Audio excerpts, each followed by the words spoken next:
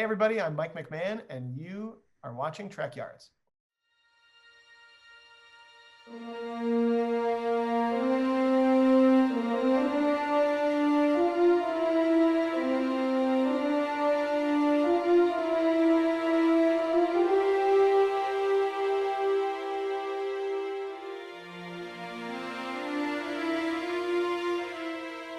Hey everybody, welcome back to Trekyards. I'm Captain Foley.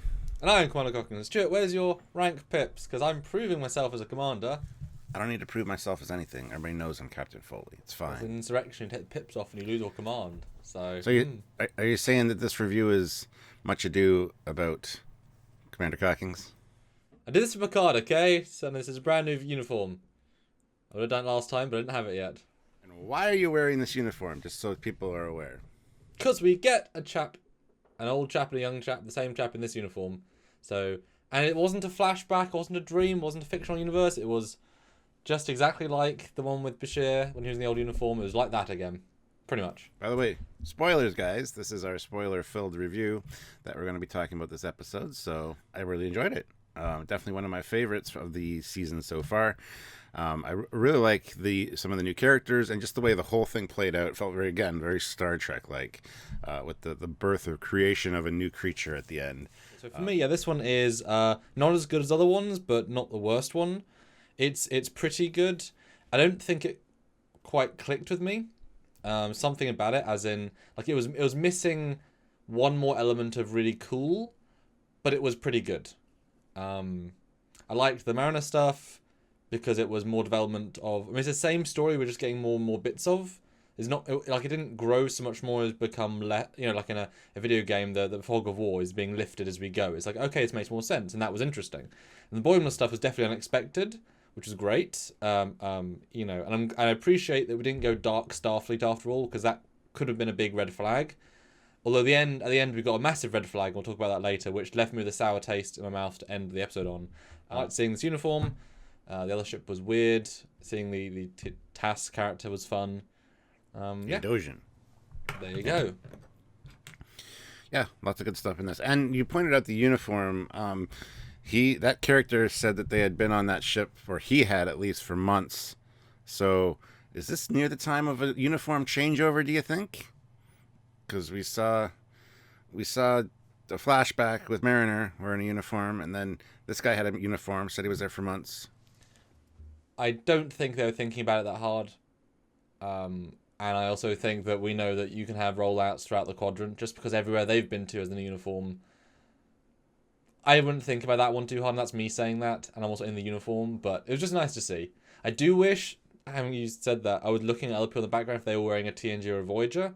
That would have been, like, that would have been a better way of saying time had passed, but obviously the payoff is that no, they're just going very slowly to this place. So it has only been as long as that guy's been there.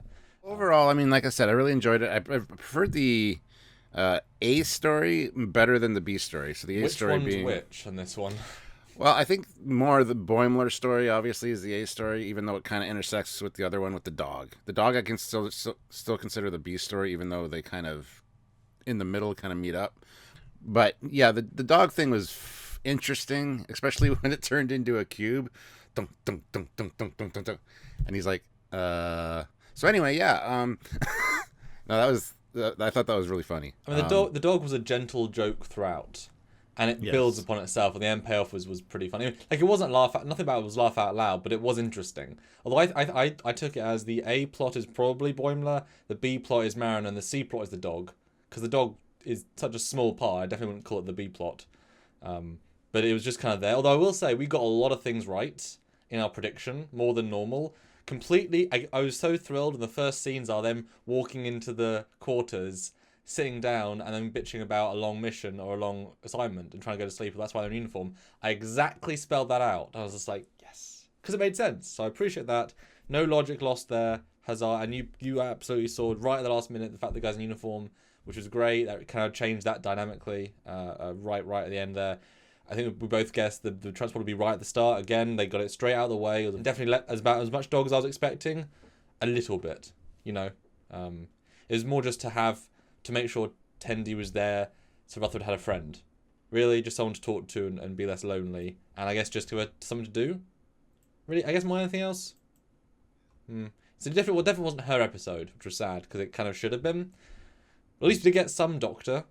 Yeah, not enough though. And the interaction with the dog was really, and whatever that thing is over there. That's it. That's all you're giving us from a cat doctor talking about a dog. No, there should have been something a little funnier than that, in my opinion. Well, but anyway, this episode definitely wasn't very funny at all. I think it was on the absolute lower echelon. I don't think I spewed laughed out loud once. Maybe a couple of snickers, but I think this one was on the, like, it was story and character first over any sort of joke. Like, you know, obviously there are comedic things happening, like, he is still making a bleep noise, but it's not funny. It is a joke, but it's not actually a funny joke. It's just an interesting take on a situation. Yeah, I think the humor, much like Orville, was kind of toned down since the first episode, which is great. Again, there's a lot of story elements in here that could definitely be Orvilled up. Well, yeah, and also in a regular Star Trek episode as well. You know, it is interesting to see what happens to the experiments or the weird people that get created during episodes. What happens to the red shirt that, you know, next week they're not there after their little accident. So it's kind of neat to see the farm, even though I don't think I'd call it that, but oh well. Well, that's the problem with a whole story that's there just to mislead you. It's like they've got to set up all these things, even though it doesn't really necessarily make sense. Yeah. So it's nice to think that some of these people that might have suffered a little bit are actually enjoying the rest of their treatment anyway, if they ever get back to normal or not, you know. It would have been, well, there would have been nice, and I know they obviously the payoff to that scene was a reference, but it would have been nice if more of the people had stuff clearly from Trek Gone Wrong.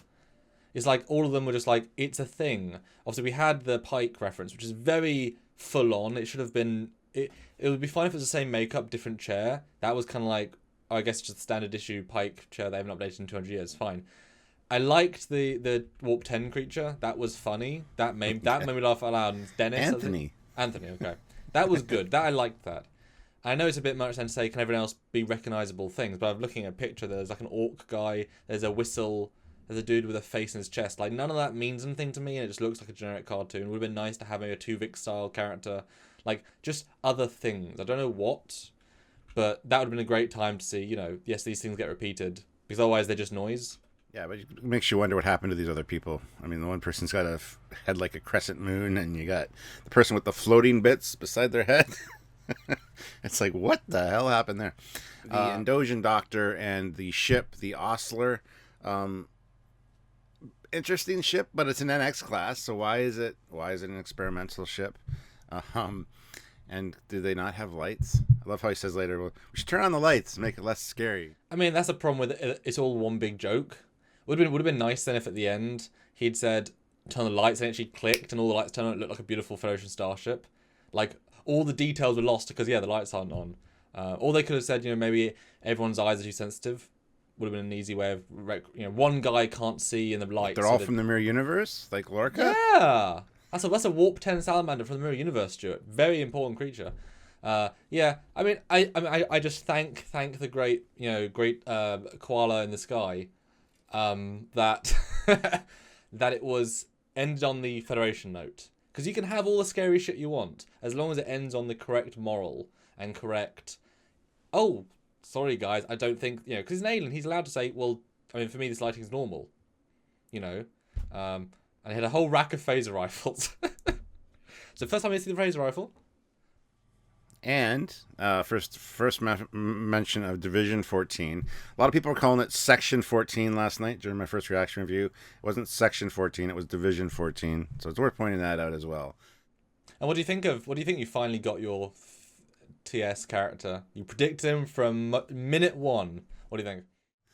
I thought it was great.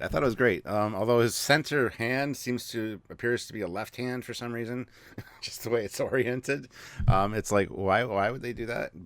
And I do like the fact that he had a kind of a unique uniform with like the little bit of a cape, because of the third arm. I mean, even in the animated series, Lieutenant Eric's had a modified shirt that kind of wrapped around that third arm, which makes a lot of sense, right?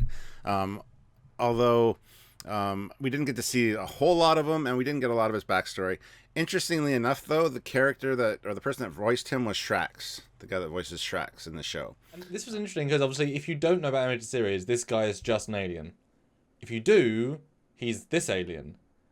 But they don't say, "Oh my God, Andosian," because why would they say that? So he's treated like an average member of the Federation, which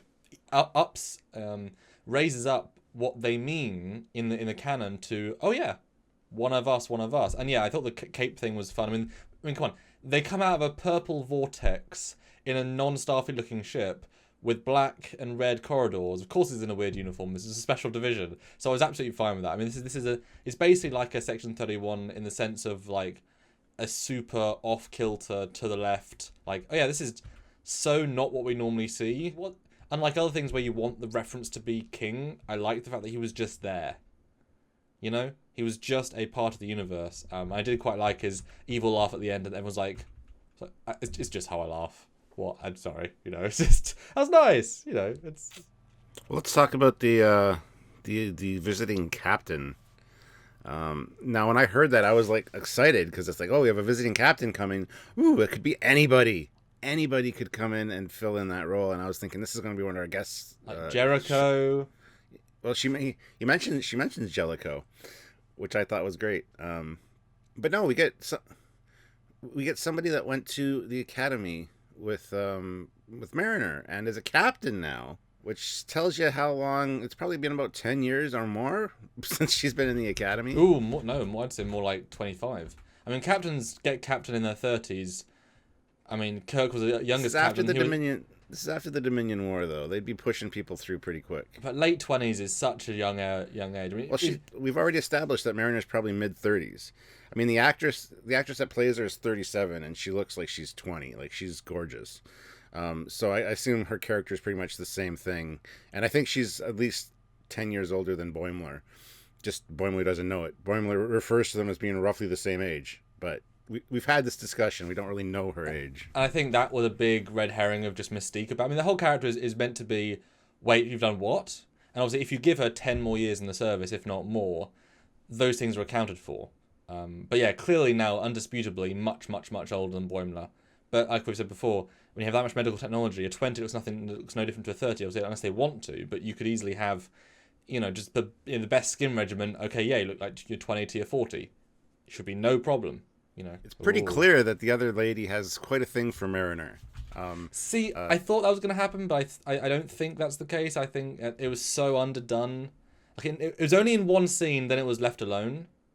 It was only more in one scene if you watch it and you get the subtleties. Because even Sylvia said halfway through the episode, she's like, "Is she gonna tell us what she thinks of Mariner for real?" And I'm like, "No, not really," because even she was picking up on it. But I think it was subtle enough. Like it's better than the 7 of 9 and Raffi thing. It's just like, oh yeah, I mean, you can be flirty. Why not? Sure, you know.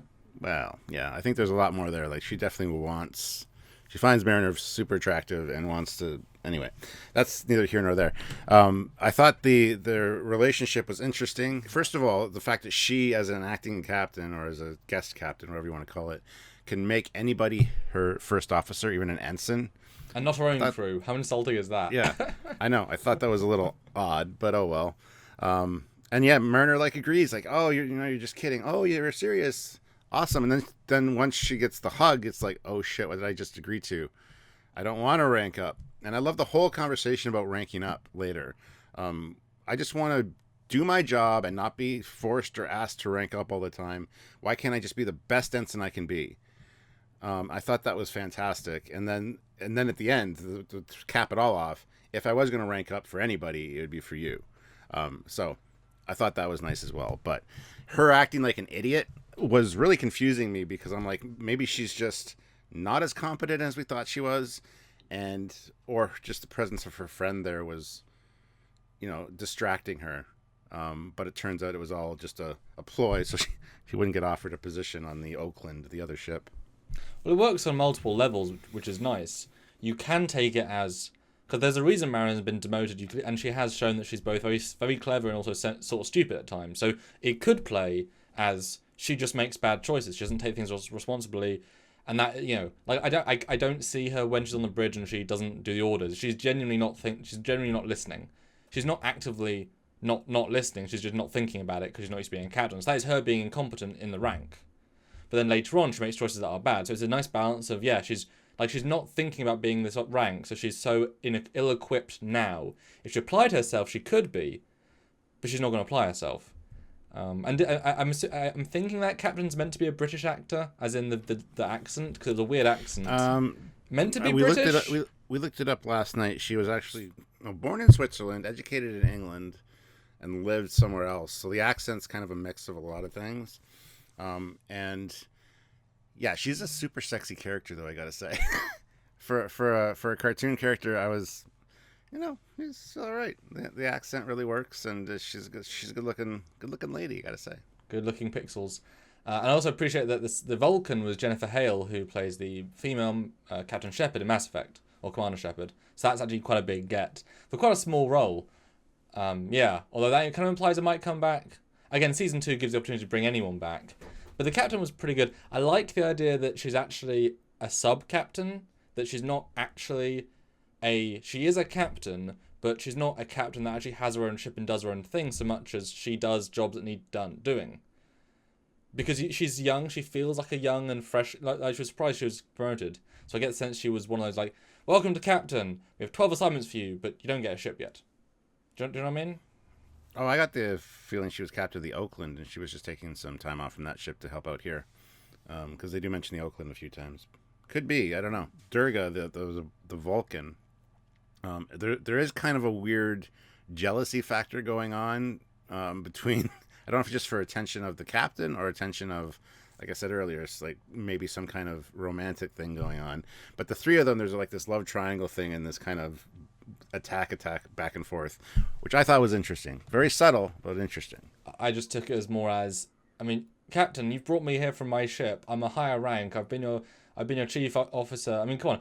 Who actually? So she actually left her second in command on the ship if she's got a ship. So this might be her third in command. She's chief science, whatever. And you're picking a ill-qualified, probably younger, less experienced officer over me, who you specifically brought to this mission, who knows you and the crew and the ship. It's just a massive disrespect thing, but obviously she's not thinking that way. But it is a massive, slap in the face. Well, the captain also pointed out how good Mariner was. She's mentioned her quite often over all this. And then the Vulcan makes the jab of, oh, and only an ensign. It's a great line. And it kind of stung Mariner, you could tell. Mm-hmm. Because she thinks of herself as just a person. She's the lowest rank pretty much she can be. She's just an officer doing her thing. She likes to be an officer, doesn't want those ranks. And the fact that she takes on the job so quickly as second XO almost seems out of character. Well, it's like she was lost for a second in hanging out with her friend, and then all of a sudden realized what she did, and then had to act like an idiot. But then it was super fun to see, especially when they're running through the corridors being destroyed, which is, whatever.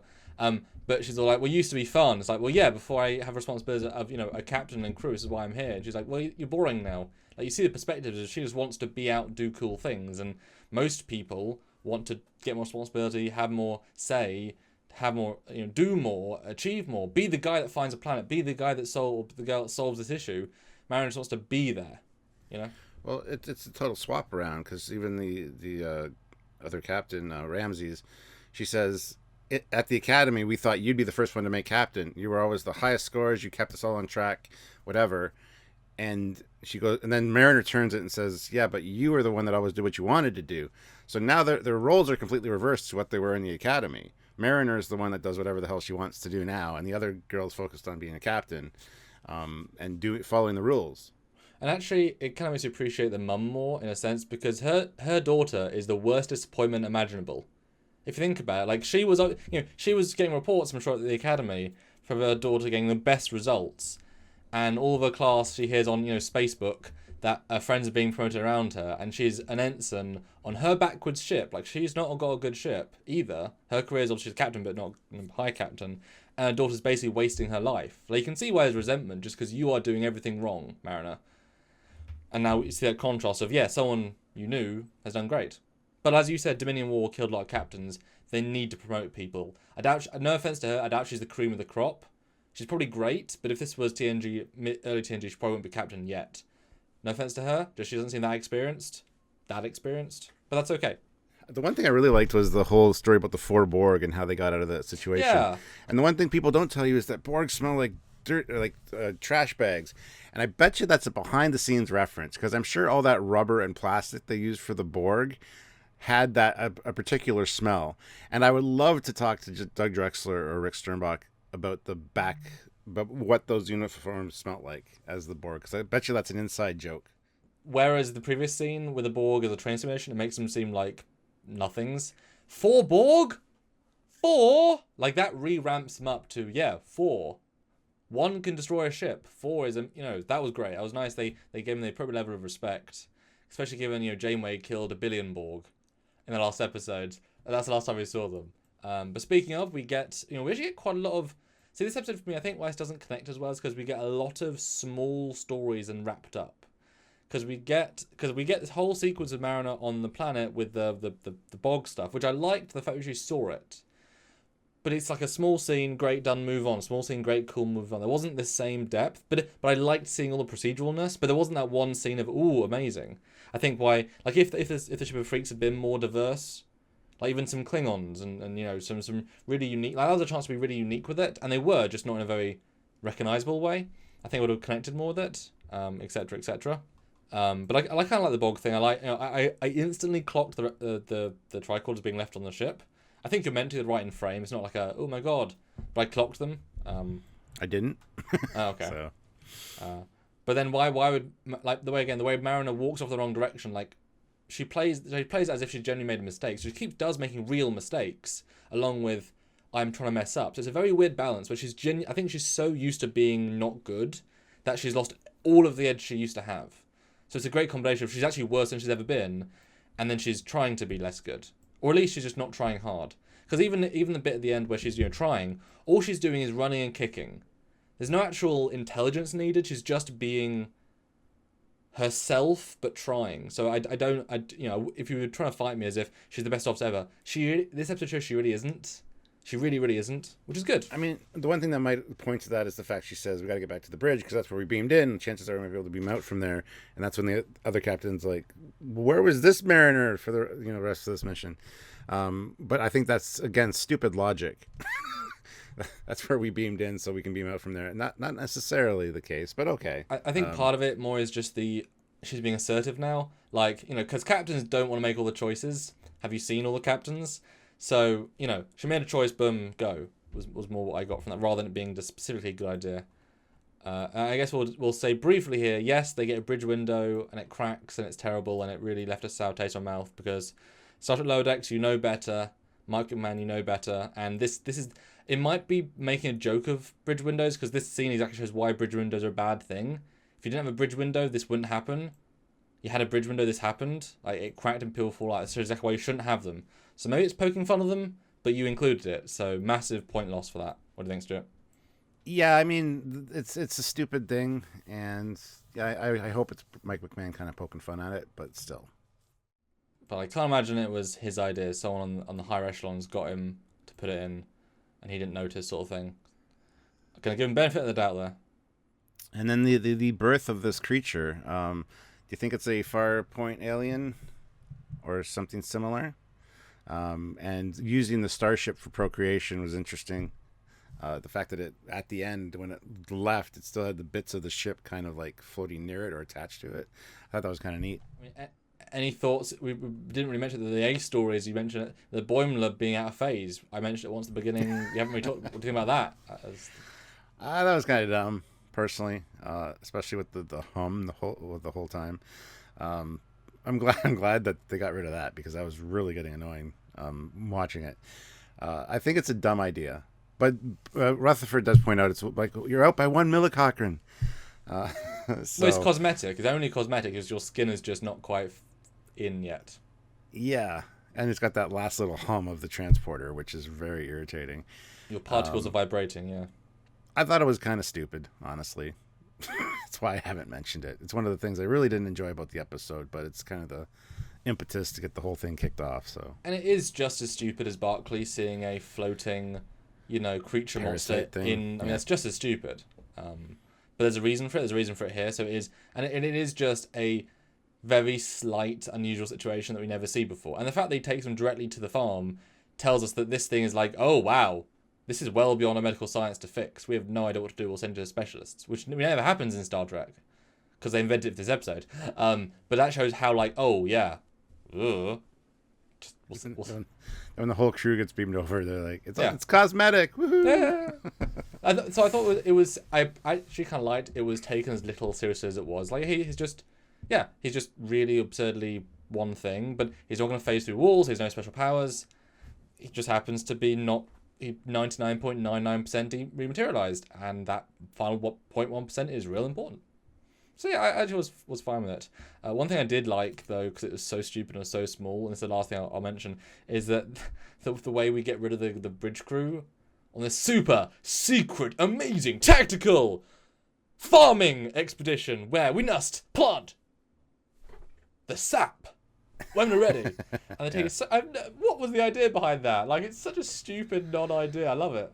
It's ridiculous. Well, it's a nice reference to Chain of Command, the suits that they wear, the stupid special undercover suits, and also the Jellicoe's mentioned as well.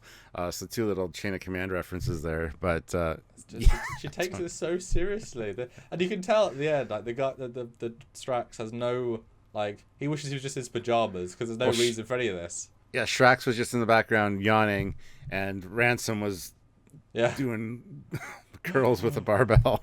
It's just really fun because I know that Captain will be full of herself, so it all makes sense for a character. But the idea that she's treating a very simple, I've got to wait and plant a thing for people, as an amazing, secret, cool mission, just wonderfully lower decks. And it was so small, but yeah, it was unnecessary fun, which I liked.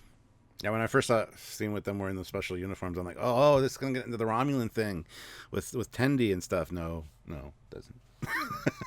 So, anyway, guys, I think that's it for this episode. I did enjoy it. It is one of the upper ones as far as I'm concerned, probably top 3 or 4 for me. But we'll need to. There's only 7, so that means bottom 3 and then top 4. There's already much of it in between. Well, I'm not sure. That's what I keep saying. Telling people I have to wait till the end of the season so we rank them, because I can't really pick a favorite. This one was good. It had a lot of cool elements, but it seemed a little disjointed and a little dark at times, and I didn't like that. So it's not my favorite by any means. Boimler wasn't used as full as he should have been, and Tindy and Rutherford were definitely not at all. So definitely not an ensemble show, even though it's presented as one, which is kind of sad. But we're always hoping for more. Yeah, absolutely. And there are more to come. So, but guys, leave your ranking down below. What did you think of this episode? What did you think of our comments? Is there anything you thought of that you wanted to mention? Put it down below. Be sure to hit the like button, subscribe to the channel so you don't miss anything, and click the notification bell icon to all as well, because we do lives, which we're doing tonight at 5.